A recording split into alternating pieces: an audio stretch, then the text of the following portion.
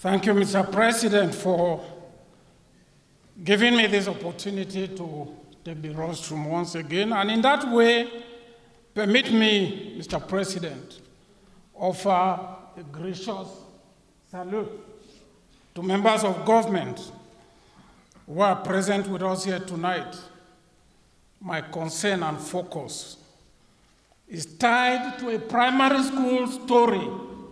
For those of us English-speaking Cameroonians who are here, if you enter the class to make a story, you say, boys and girls, are you ready to hear my story?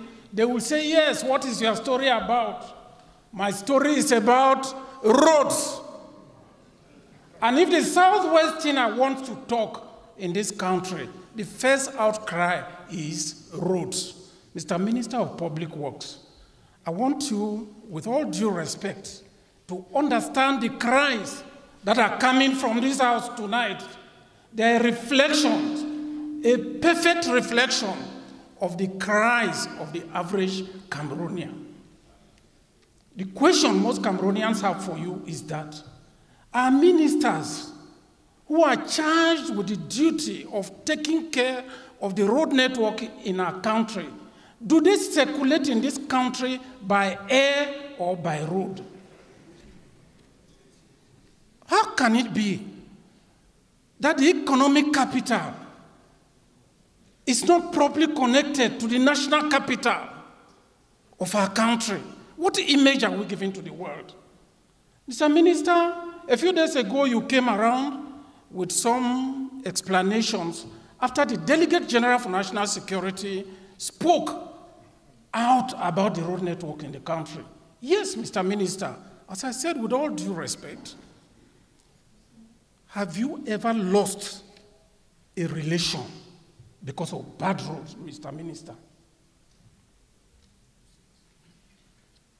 When the head of state visited Boya and people put their complaints to him, he made a statement I will never forget. As a wise CPDM militant, the head of state said the crown cannot be happy when the cottage is not happy. Mr. Minister, everyday Cameroonians are dying because of bad roads. How? For how long are we going to cry as a people? For how long are Cameroonians going to shout out? We have elections next year. What do you want us? Look, we are leaving this place, for those of us who live in the communities, we are not safe because people will say we have gone and voted what? People will ask those questions. We don't have answers, no matter what CRTV is trying to portray now. Areas of, I come from the Southwest. We have 6 divisions. How many of those divisions are adequately linked to the regional headquarters? The regional headquarters itself is not linked to the economic capital, which is the way out. Now, we condemn English-speaking Cameroonians for being terrorists. Let me reveal this to all of you, the government bench. You are giving a lot of work to our gallant military boys. If you want to condemn the people of Lebialem and say they subscribe to Ambazonian tendencies, it is simple. The bottom line is underdevelopment.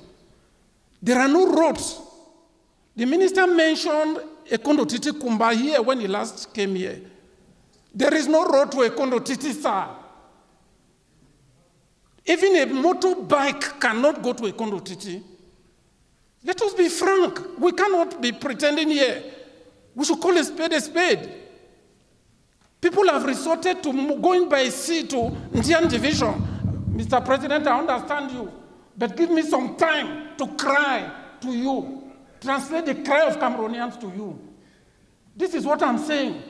It is appalling. It is bad. The situation is bad.